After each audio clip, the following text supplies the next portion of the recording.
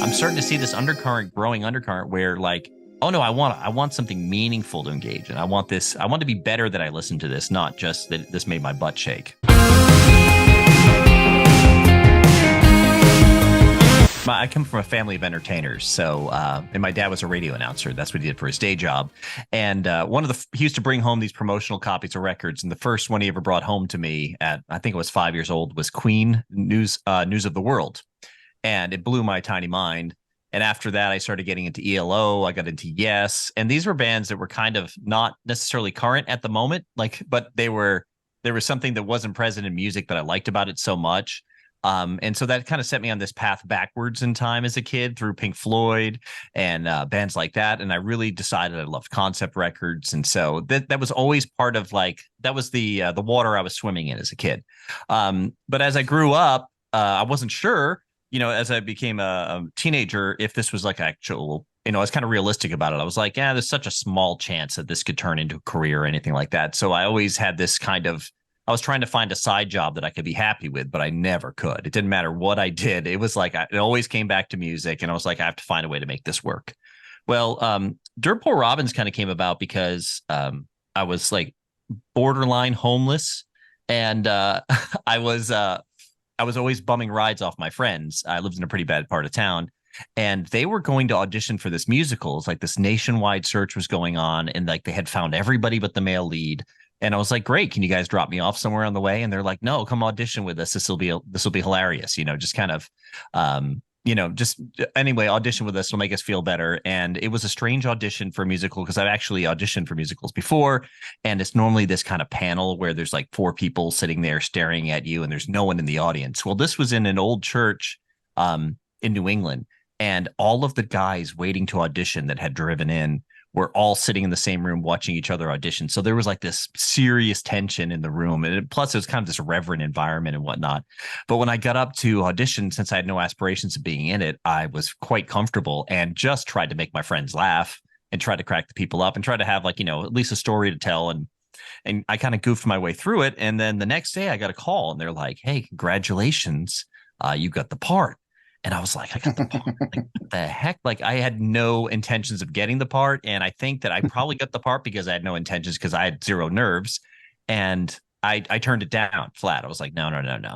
And so the writer of it, who, he had aspirations, the plan was to take it to London and Broadway. He called me back and he's like, listen, honestly, the cast and crew was iffy on you. But when I saw you, I knew you were perfect for the girl we cast for the lead. And so this other girl had auditioned out in Los Angeles, and he's like, you're going to, at the very least, whether you like the musical or not, you guys are going to get married. And I was like, okay, that's pretty funny. But anyway, he had a persuasive way about him. And that was one of the things he used to talk me into it. And I showed up, and the girl who had auditioned in LA was my current wife, Kate. So we were kind of cast and brought together from opposite sides of the world. And it's been all music since then. Oh, I love that.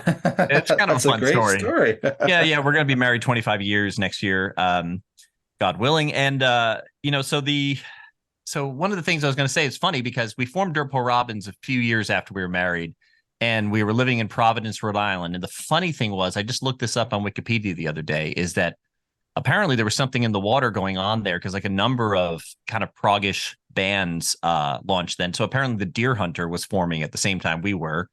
In the same city. And I never met the guys, never knew them, never heard of them until like 2017. And I kind of went back and I've been digging through and there's like a bunch of like kind of proggish bands that are still going that formed in the Providence, Southern New England area.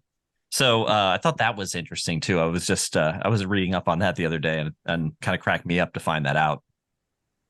Now, do you find there are fans of that band that also like your music?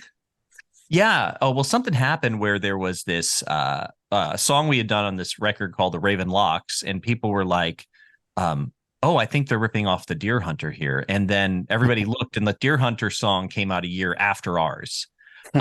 So it was kind of funny because, like, on one, I heard the Deer Hunter doesn't need to rip anybody off. Like, I think those super talented, creative guys. And I went and listened, and yes, it was like a very particular voicing with the same piano sound, playing the same chords in a slightly different order.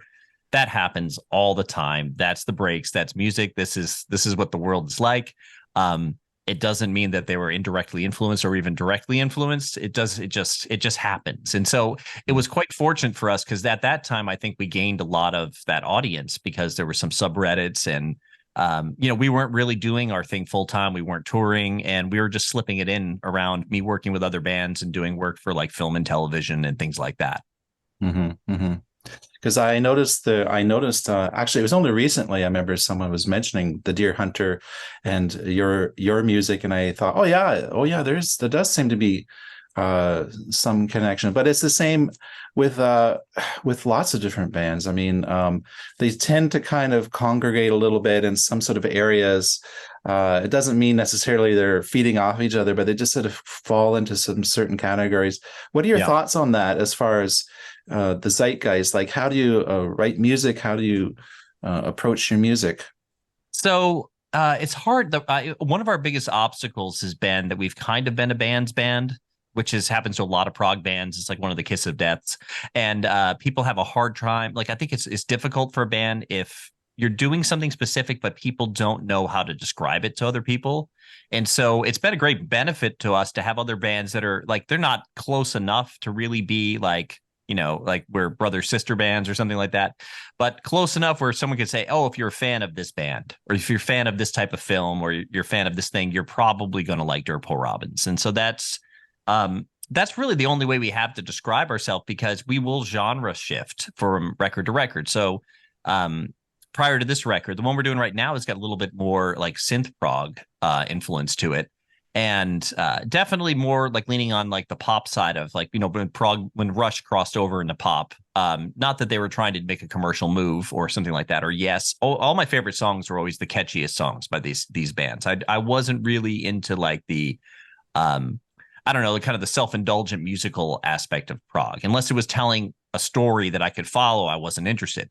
So, so I think that's hard. It makes it hard to describe, because if you go to the previous record, now we made a silent film, and, comparing to some of these other bands, we have a little bit more of a vaudevillian side to what we do. Sometimes it's got a little more, it feels more a little theatrical, a little more cinematic, perhaps. And so the previous record was this kind of vaudevillian. I didn't use really any synths or anything like that. I used all analog instruments. It was all orchestrated. There was some ragtime in there, but yet it's still Kate and I singing it, and it's still us writing the song. So there's some familiarity. But if you bought into us for that sound and you realize, oh no, this is more of like an art project where they're inserting themselves into different genres, then you can follow us. So I think the people that like us really like a lot of different types of music, because that's what they're going to get from us. They're going to get the same kind of flavor and feel, which is kind of a little bit dark, academia, like Halloweenish to what we do maybe sometimes, but yet with coherent storylines that carry through the music, and definitely a love for creating our own mythology. So, and I was secretly hoping maybe Kate would be interviewing as well today, but because we can get her back. She's fun. She stays away from these things, especially if I'm talking to another musician, because she's like, I don't want to talk music theory or anything like that. So she's, but we do appear together, obviously. So we can make that work the next time. They're traveling. They're traveling right now with the kids, seeing some family. So. Oh, okay. Well, I guess it is. They're packing. We're Thanksgiving in Canada, not for you yet, though. We're having Thanksgiving. I didn't even know you had a Thanksgiving. Well, that's great. Ours is like, I guess it's a month ahead of yours. Yeah. And it's the same name? Yeah, Thanksgiving, same. Fun. Yeah. So Kate is with family, and that's great. And hope to meet her someday. I just thought it was cool because I've interviewed, I think, 2 or 3 other couples where they're a couple and they make music together. Like there's one called Darsombra and Dream Machines, another couple. How does that work, being a couple and creating music together? Yeah, people ask that question because, most married people are like, that's impossible. What are you doing? Like, why would you do this to yourselves? And because that work life is generally one of the separate parts. The family life is together and the work life is not. But no, I don't know why it works so well. We get along. I think our tastes line up a lot. Like we really have the same taste in almost everything: movies, art, music. And that's hard to find in this world. And so besides that fact, we both like to think conceptually, philosophically, mythologically. So we we're not really politically motivated people. We're more into like kind of an ancient mode of storytelling and an older way of being. So I think that kind of helps us glue us together because as much as like we're kind of like, having to swim in the culture, we're not really motivated by the culture. We're not really motivated by fads.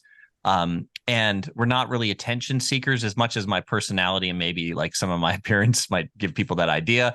That's kind of like a necessary evil when it comes to making music, because really at the end of the day, we got into it because we had things in our head we wanted to hear and that we didn't hear out there. So like every record, really the main drive is like, oh, I want to hear this come into being. Like I want to actually be able to listen to this music. Cause like, I mean, most musicians won't tell you, but they kind of listen to their own music a lot more than they want to admit.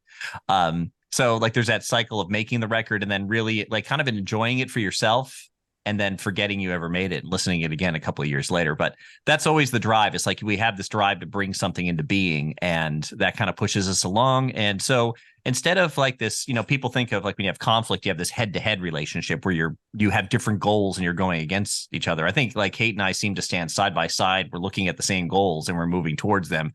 So I mean, yeah, we have like parts of it that's difficult, especially when we get in the studio sometimes, or you get closer to a deadline, you have to push each other.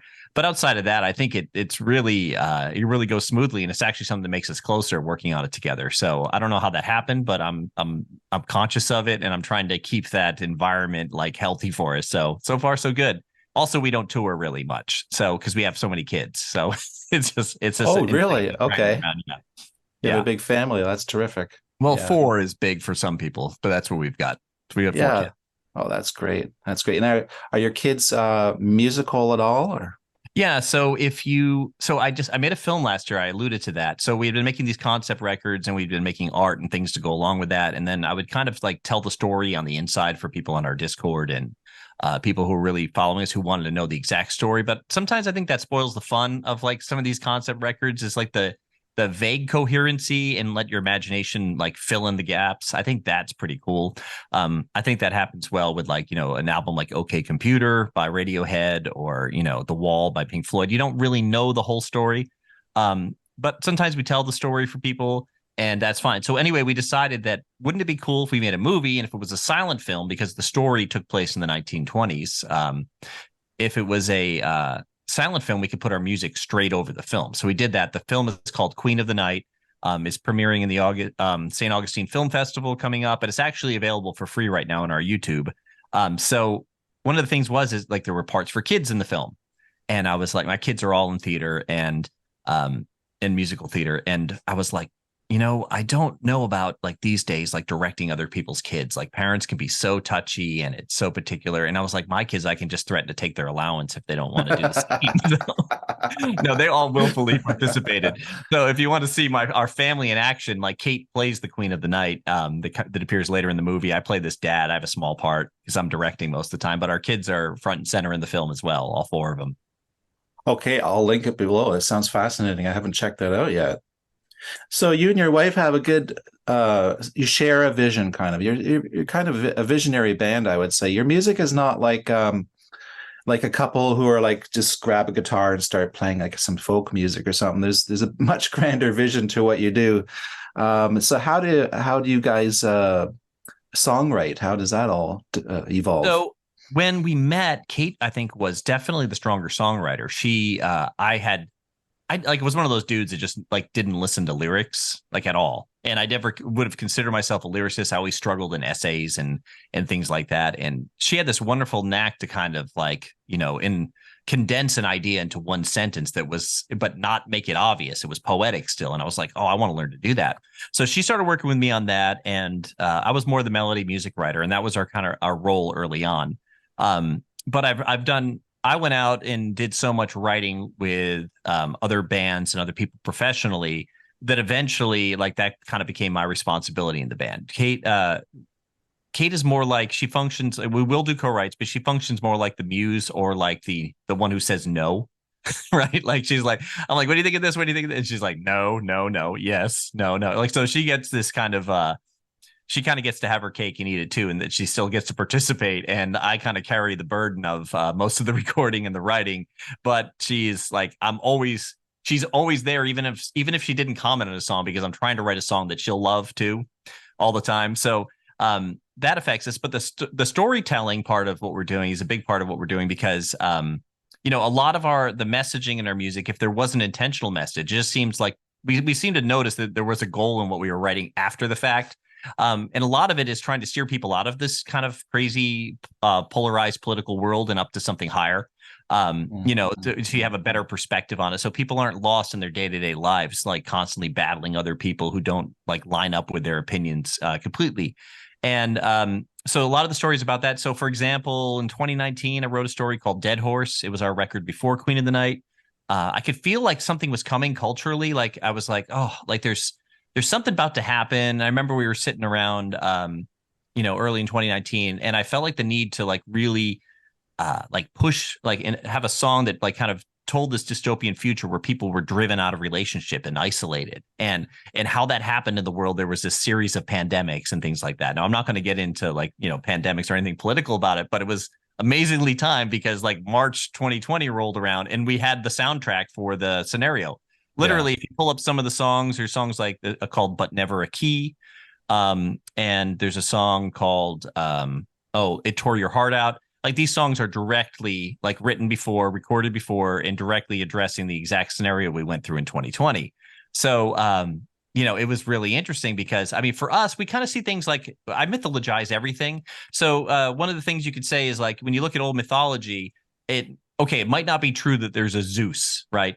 But in a sense, like, Zeus is a way to condense a pattern that really exists in the world and discuss it like efficiently and personify it, because really most of life where we feel like we're interacting with like oppression comes from like, where it's like, is this like an old G god or something like that? So when we write these stories, I'm not being very clear about it, but that's also, kind of how we roll. But anyway, the idea is that we mythologize these patterns. So when you look at something going on, like where the whole world, like kind of for the first time ever, does the same ritual at the same time, I think that what happened in 2020, our current record, is also a reflection of coming out of that, and reminding people that like maybe the new normal isn't some sort of like new political state you need to get into, but like the new normal should be like we're here for people, and like you need to find a way, no matter what obstacles in the world, to not just isolate in your own little place where you have everything the way you want it, but like the real strength in life is when you're forced into situations where you can't be selfish and you have to consider other people and you have to work the problems out. That's where meaning comes from. And so I think that as the world is like being sucked into a place technologically where it's harder and harder to participate in something meaningful, where you just kind of have it your way all the time, it's not making people happier. And so our themes seem to, for whatever reason, that's what's bubbling out of us. And we're trying to get back to something more real and something more meaningful, not like necessarily the pursuit of happiness or the pursuit of like just indulgence.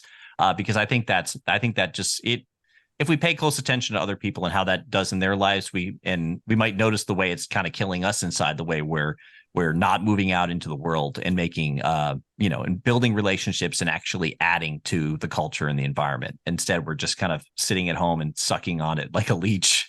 So I think there's like this weird undertone in our music. It's almost, it could almost be construed as religious in that capacity, because we're calling people out of the horizontal pattern they're stuck into something more vertical, or asking them to come up the mountain with us and try to grab a better perspective on how to live and how to be, and what's really going on in the world. Does that make any sense? It makes a lot of sense, and it's really interesting.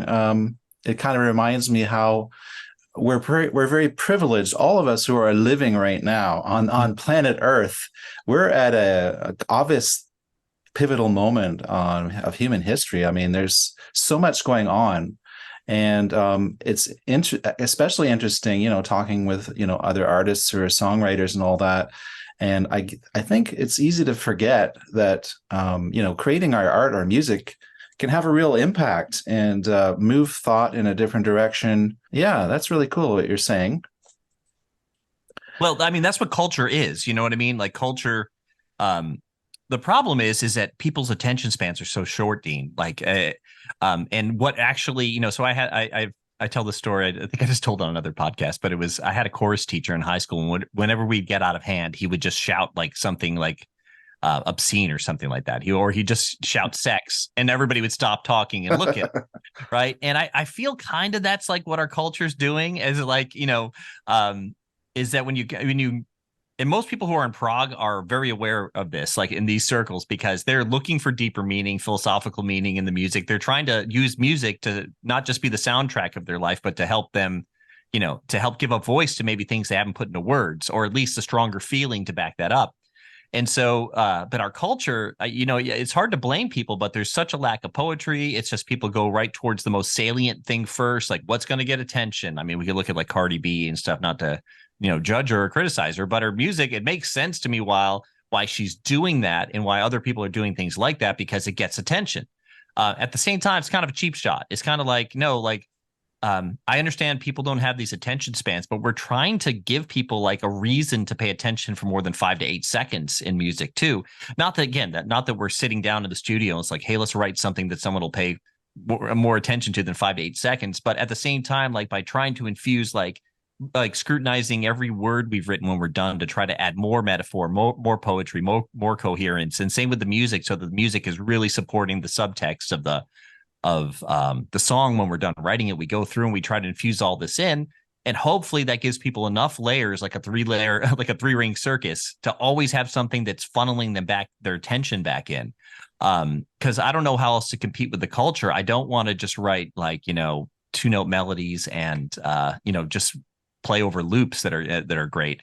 Not that doesn't have its place in the world, I think, but it is an evidence and a sign for our culture that there is a disintegration happening, maybe mainly through attention span could be one of the big causes. And so we're trying to do what we can to deal with that problem. I mean, one of the other things to add to that is like, if you look at the most popular series in novels, and series and world building that was with amongst adults, that is, they were all written for preteens and teenagers. So like when you look at like Harry Potter, and you look at like Twilight, or you look at the Hunger Games, you look at this phenomenon of like these films that are really like, and these books that are really appealing to adults. Well, the authors, when they sat out and wrote those, they're writing for younger audience. And they they ended up realizing, not underestimating the attention span and how the depth of our culture is actually probably closer to like maybe what was, middle school in the past for adult mindset and culture. So these are the waters we're swimming in, Dean, and everybody knows who wants to listen to music that has more intricacy, more surprises, more coherency. That what I'm saying right now, everybody is seen for themselves who would be listening to you and following you. Well, I think it's interesting you bring out these points, because I started my YouTube channel about 4 years ago, and I was sort of getting back into prog. I'd gotten away from progressive rock for a good 25, 30 years and coming back to prog. And since I started my channel, I've seen a lot of growth in YouTube, a lot of interest in progressive rock. And of course, progressive rock is sort of the opposite of what's popular today, where if you're talking about sound bites and little short mini videos and short songs that are just a loop. Now, maybe there's a bit of a growing resurgence of interest and appreciation for a longer form of music, a more involving kind of music. Yeah, I agree. I agree with you. I think that we can see this in culture because different parts of culture have already gone through this move music might be lagging a little bit. For example, like the 70s and 80s became about like instant coffee and Sanka and microwaves. And then this kind of millennial, like post-Gen X millennial group came along and was like, what if we actually had like good crafted coffee again? And what if we actually went opposite of this instantaneous, I need this coffee instantaneously, and like we'll actually take 4 to 8 minutes to make our coffee and it'll be way better. And then I won't need 7 cups a day. 2 is going to be fine. And so I think that we've already seen this in parts of the culture where there's been a recovery of this sort of like immediate salient thing that the people wanted. But I think when it comes to, I think because music is so tightly related to like our worldview and what we think things mean, is that there's been a little lag in music catching up, and we can see it in film. Like where film is really, this is why political messaging has become such a big part of film and turned off so many people in the audience, regardless of which side of the spectrum you're on. music and film, when it functions as propaganda, it leaves us feeling empty, and it doesn't impart wisdom. So I think our culture, because they're so easy to get distracted, it's been coming up more slowly than we've rotated over some of these plastic things we had built in our culture, or these kind of like microwave things we built in our culture. So that we've already seen that move happening. Now it's time for people in this crisis. There's like kind of a meaning crisis, because people don't really know why they're here. The reason they make up that they're here is like, oh, my job is to indulge myself. I live for the weekends. It's like, no, you can have it all. You can have a great job. You can have a great family. You can have things that are actually work that you're going to enjoy a lot more than things that just make you immediately happy. And so that's a way to be in the world that's very different than what we're being sold to as consumers. So I think we're starting to see it, though. I think I was probably, post 2012, 2013, I started noticing culture was becoming more. We didn't really change what we were doing, but I just started noticing that people were more ready to hear it because they were kind of exhausted. The modern world can be exhausting in that capacity, where we're just advertised at constantly, and where we have everything we want to indulge in on tap all the time. And as much as that sounds fun, you can ask any little kid this. It's like, who's happier, selfish people or unselfish people? Unselfish people are happier. How do you become unselfish? Well, you have kids and you struggle with that side of it. You have a job that's not perfect all the time, but you work through and you try to have a good attitude. You do all these things you don't want to do, but you do it with meaning, and you look at and you see how this is beautiful and how these things actually make the world come together. But sometimes you need someone with a gray beard to tell you that.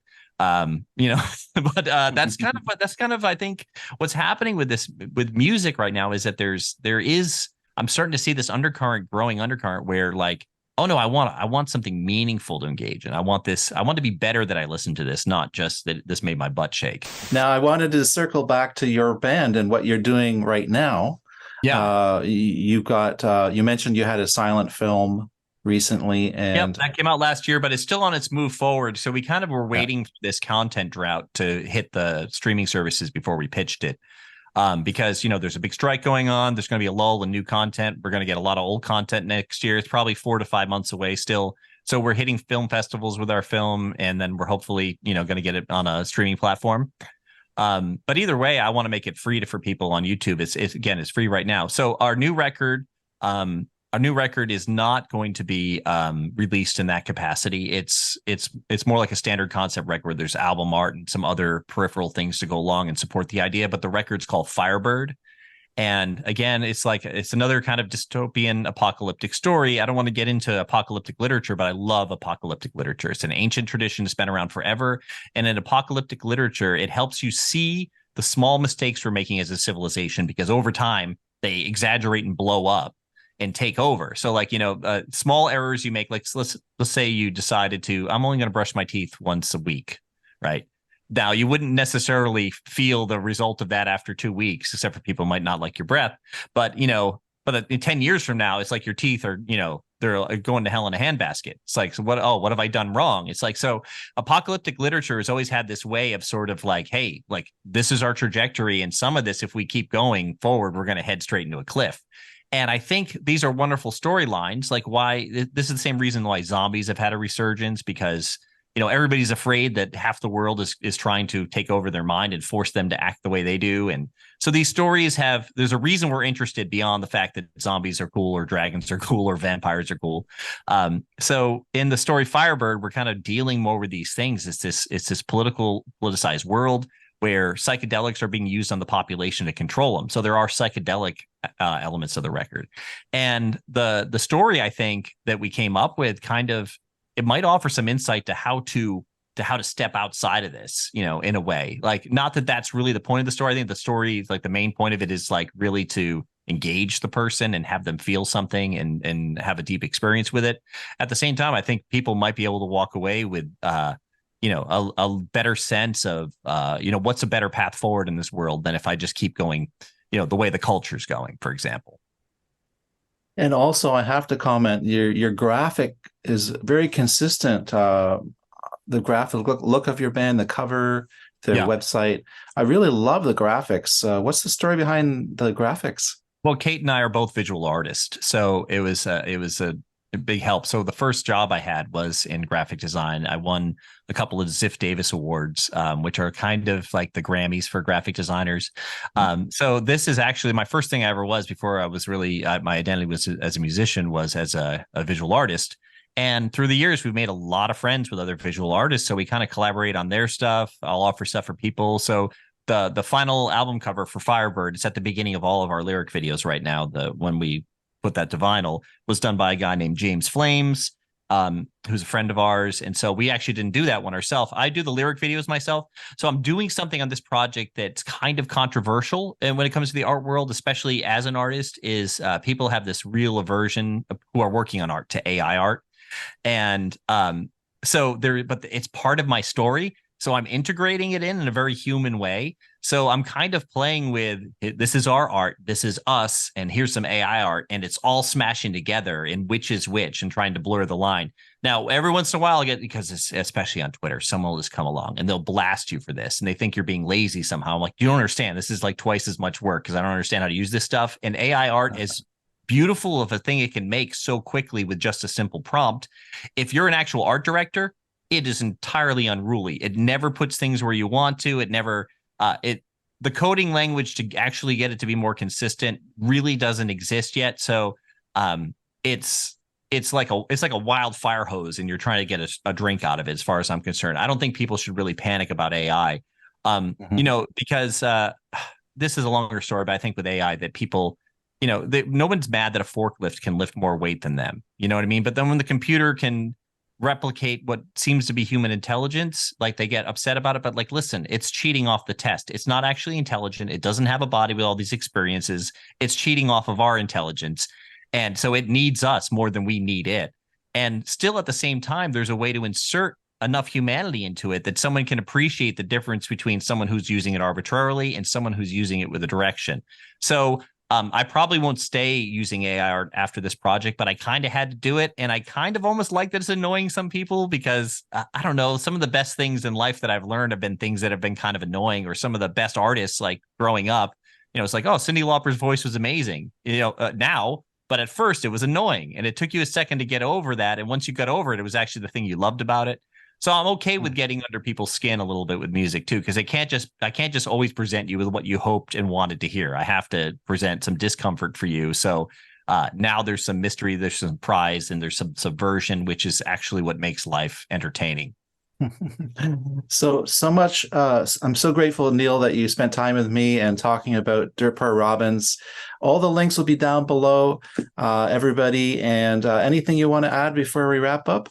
No, I mean, we're going back on the road next year. So I've got some shows here in Daytona, in Florida. We're going to be coming to, I think, South Carolina, Louisville, Kentucky, Nashville, Tennessee, Denver, Chicago. So we're going to be getting around next year. Our big concert we're doing is actually at a conference I'm speaking at, and it deals with the arts, and it's the Symbolic World Summit. But if you follow us on socials, you can find all of these things, or go to our website.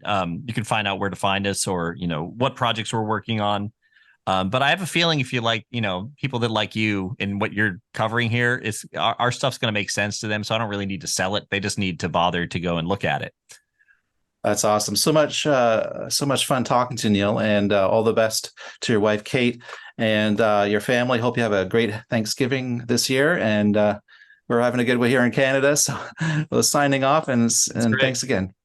Yeah, Dean, love what you're doing. Keep it up. Okay. Take care now. Bye.